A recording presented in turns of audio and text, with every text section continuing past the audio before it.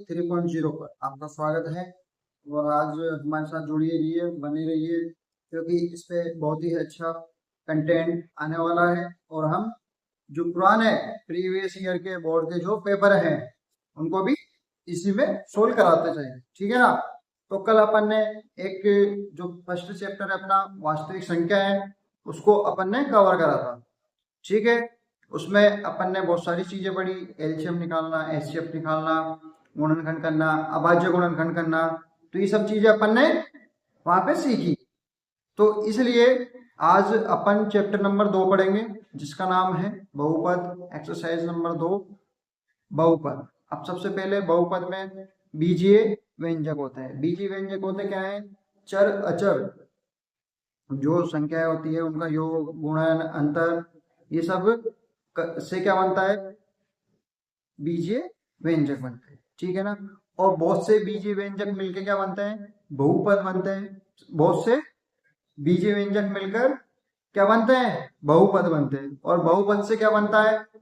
बहुपद से रैखिक समीकरण, है ना, द्विघात समीकरण और त्रिघात समीकरण, ये सब पद बनते हैं, ठीक है ना। तो ये सब एक दूसरे के ऊपर चेन है, ठीक है ना। तो अपन एक एक को टॉपिक वाइज यहाँ समझते जाए, ठीक है ना। देखो, सबसे पहला बीजीय व्यंजक। तो बीजीय व्यंजक होते क्या है? बीजीय व्यंजक, बीजीय व्यंजक, ठीक है ना। इसमें क्या होता है कि चर अचर राशियों का योग, चर व अचर राशियों का, राशियों का योग, राशियों का योग, ठीक है ना। गुणन, अंतर, अंतर, गुणन, ठीक है ना। गुणन, संयोग से बना पद, संयोग से बना पद, संयोग से बना या बना पद को क्या कहेंगे? बीजीय व्यंजक कहेंगे, बीजीय व्यंजक, ठीक है ना, बीजीय व्यंजक।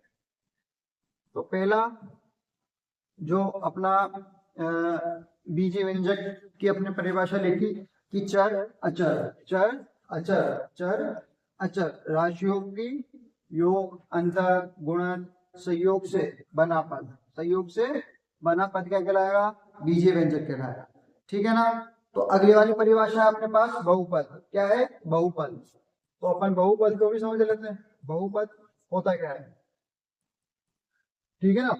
अब देखो, इसमें होता क्या है? जब कई बीजीय व्यंजक एक साथ जुड़ते हैं, जब कई बीजीय व्यंजक व्यंजक एक साथ जुड़ते हैं तो क्या बनाते हैं? बहुपद बनाते हैं। क्या बनाते हैं? बहुपद बनाते हैं। देखो, जब कई बीजीय व्यंजक, बीजीय व्यंजक, व्यंजक जुड़ते हैं एक साथ, एक साथ जुड़ते हैं, जुड़ते हैं, जुड़ते हैं, और इसी, और इस तरह, और इस तरह, और इस तरह कई, और इस तरह कई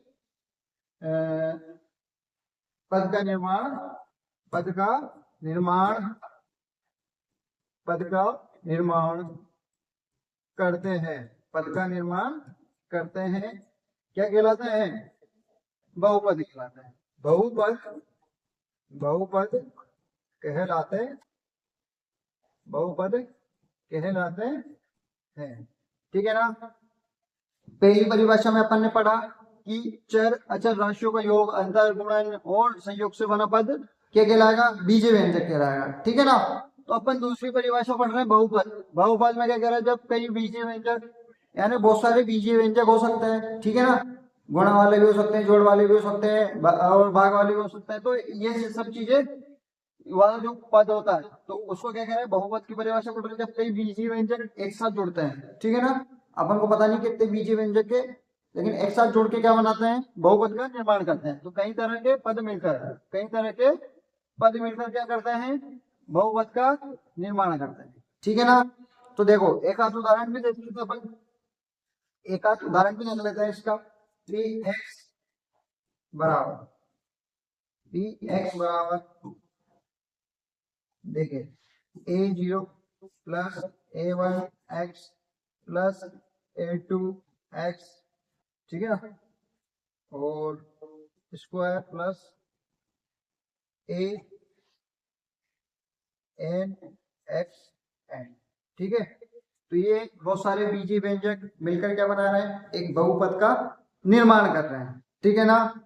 बीजीय व्यंजक मिलकर ही क्या बनाते हैं, बहुपद बनाते हैं। ठीक है ना। अब बहुपद में होता क्या क्या है, वो सब चीजें भी अपन पढ़ रहे हैं। ठीक है। देखिए अपन इसमें बहुपद, अब अपन ने बीजीय व्यंजक पढ़ लिए, बहुपद पढ़ लिए, अब बहुपद में क्या क्या होता है वो सब चीजें देख रहे हैं। ठीक है ना। एक होती है रैखिक समीकरण, एक होती है रैखिक समीकरण, रैखिक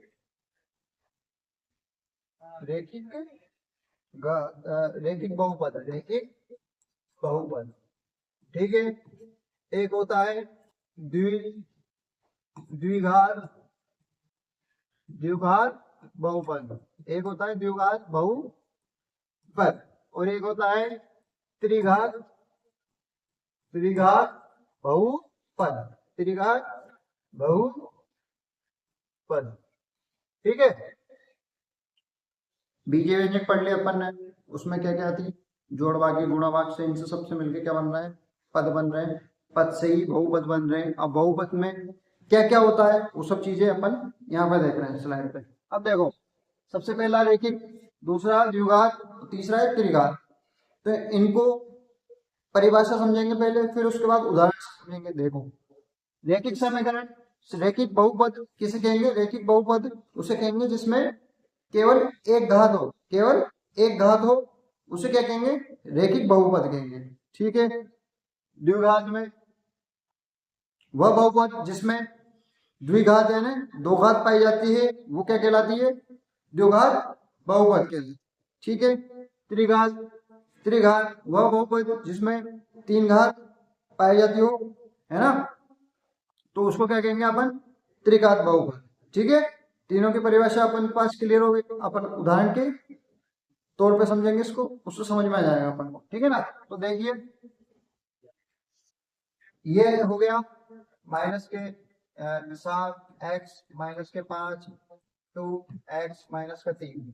तो इसमें तो घात एक ही है। देखिए यहाँ पे x की घात भी कुछ भी नहीं है, मतलब एक मानते हैं, जब कुछ ही नहीं दे रखा हो तो उसको एक मानते हैं। ठीक है ना। अब एक देख लो यहाँ से 4x स्क्वायर, ठीक है, प्लस x प्लस x, एक और उदाहरण ले लेते हैं 5y स्क्वायर प्लस 5। ठीक। अब त्रिघात में देख लेते हैं 2x की पावर 3 प्लस 7 और 4x की घात 3 प्लस 8। ठीक है।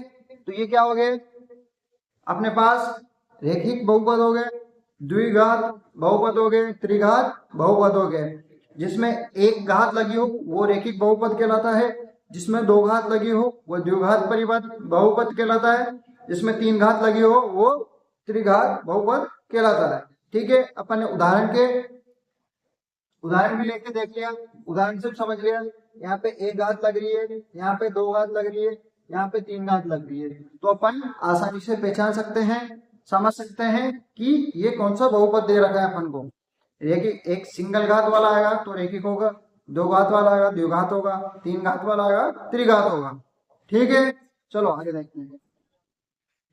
अब देखो अपने पास इन जो प्रश्नावली है, इस प्रश्नावली में क्या होगा, द्विघात समीकरण, द्विघात बहुपद, द्विघात बहुपद, और उसमें मैं दो सूत्र लिखवाऊंगा आपको, एक तो चरों की संख्या का योग और चरों का गुणनफल। ठीक है ना। कैसे निकालते हैं वो दोनों चीजें अपन को समझ नहीं आ रहा है। ठीक है ना। अब देखिए अपन देखते हैं द्विघात बहुपद, द्विघात द्विघात बहुपद, द्विघात बहुपद। देखे a x square plus b x plus c, ठीक है ना, ये हो गया अपने पास द्विघात समीकरण। द्विघात समीकरण हो गई। अब इसमें ए का मान भी देता है, बी का मान भी देता है, सी का मान भी देता है, और इसके शून्य के लिख लेते हैं। शून्य क्या क्या होते हैं, ठीक है ना, शून्य शून्य है इसके, शून्य शून्य एल्फा बीटा और गामा, ठीक है ना, एल्फा बीटा और गामा, ठीक है, एल्फा बीटा गामा, ठीक है, एल्फा बीटा गामा, ये तीन इसके शून्य होते हैं, ठीक है ना। अब देखिए कि सवाल में अपन को कैसे पूछेगा, शून्य को योग, शून्य को योग ज्ञात कीजिए। अब शून्य को योग कैसे ज्ञात करेंगे, अब शून्य दे रखा हो अपने पास एल्फा और बीटा, तो शून्य का योग ज्ञात करवा रहा हूं, शून्य को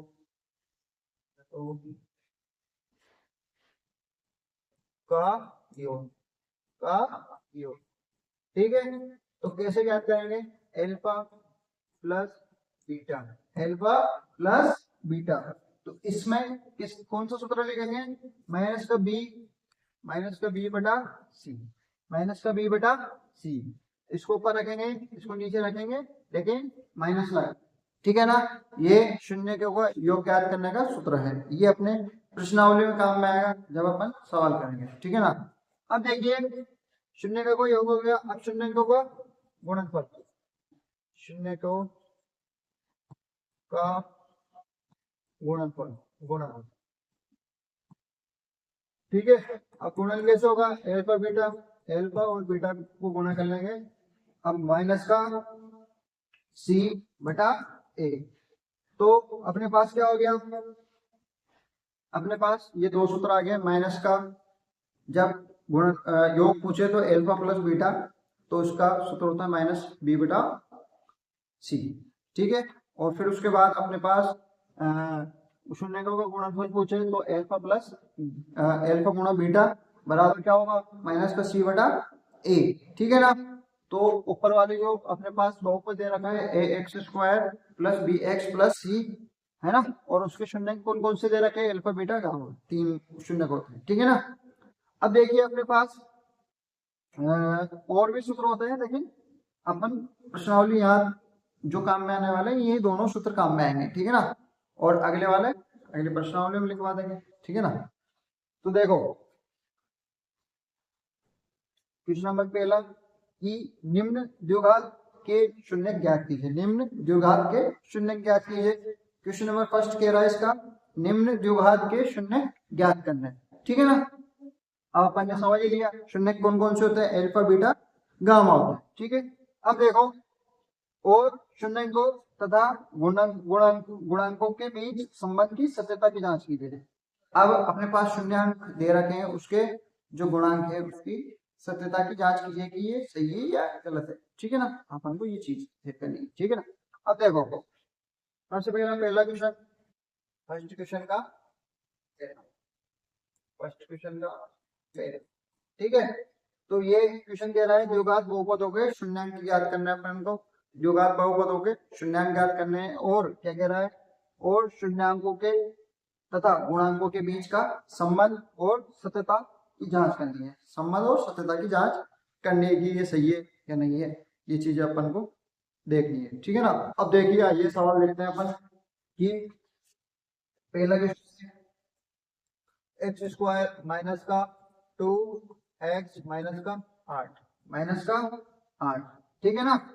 अब देखिए अब अपन ने छोटी क्लासों में पढ़ते आ रहे हैं अपन कि जोड़ने घटाने पे तो बीच वाली संख्या आएगी माइनस का 2, और गुणा करने पे माइनस का 8 आना चाहिए।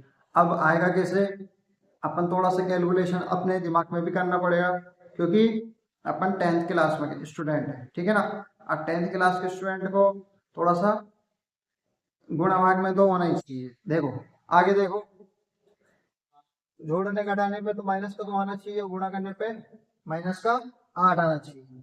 अब देखिए क्या आएगा, एक्स स्क्वायर प्लस का 2x माइनस का 4x माइनस का 8। अब इन दोनों में कॉमन लेके देखते हैं, इसमें क्या आ रहा है, x कॉमन आ रहा है तो x ले लो, x प्लस 2, ठीक है ना, माइनस का 4 ले लिया बाहर, तो यहाँ पे बचा x और माइनस बाहर आ गया तो प्लस का अंदर का 4 का भाग लगाया इसमें, 4 दूनी 8, ठीक है। और ये दोनों को कॉमन ले लेंगे, x माइनस का 4 और x प्लस 2, ठीक है। अब इनको मान निकाल लेंगे, x माइनस 4 बराबर 0, x बराबर का माइनस प्लस का 4 हो जाएगा, उधर जाएगा 75 रनोगे, ठीक है। अब x प्लस 2 बराबर 0, x बराबर माइनस का 2, तो अपने पास शून्यांकों के मान आ चुके हैं। तो अपन जो क्वेश्चन कह रहा है, शून्यांकों का योग प्लस शून्यांकों का गुणनफल ज्ञात कीजिए। अब कैसे ज्ञात करेंगे, आइए देखते हैं, ठीक है ना। अब देखो, अब अपने पास मान आ गए, x बराबर 4 और x माइनस का 2, ठीक है ना। अब शून्यांकों का योग ज्ञात करेंगे, शून्यांकों का योग ज्ञात करेंगे, शून्यांकों का योग, शून्यांकों का योग, ठीक है। शून्यांकों का योग कैसे ज्ञात करेंगे, अपन ने एक सवाल पढ़ा था अल्फा प्लस बीटा, ठीक है ना, माइनस का बी बटा सी, ठीक है ना। अब देखो अपने पास b का मान माइनस का 2, ठीक है ना, और बाहर भी माइनस लग रहा तो माइनस, c का मान है 1, ठीक है ना, c का मान है 1, ठीक। अब देखो c का मान है 1, ठीक। अब माइनस माइनस प्लस हो गया, माइनस माइनस प्लस 2, बचा 1 बराबर 2, ठीक है। एक तो यह आ गया शून्यांकों का योग। अब अपन इसमें क्या करेंगे, शून्यांकों का गुणनफल, शून्यांकों का